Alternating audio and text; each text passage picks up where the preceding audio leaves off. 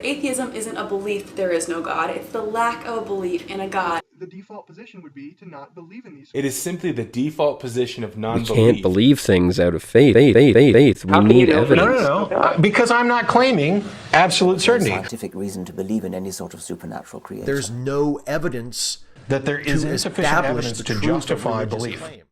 Basically, atheists say the burden of proof lies on the theist. I'm not here to prove that there is a God. I'm just saying science has not proven that there is no God. So in the beginning, as a society, people have always gravitated towards a God. Science now comes and says they can explain everything, therefore there's no need of a God. The only problem is they have never disproven a God. We can only investigate the natural world.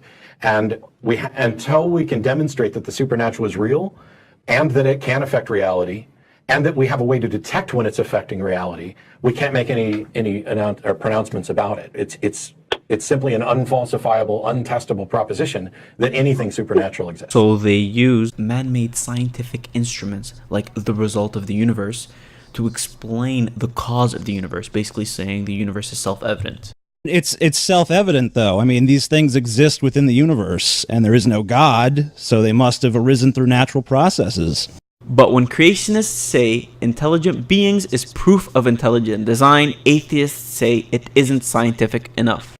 What you want to know about an idea is whether or not it's true or false. You don't want to know how to classify it. Okay? So if we say that there's strong evidence that a designing intelligence acted in the history of life, and someone comes back and says, it's not science, that's kind of an odd response.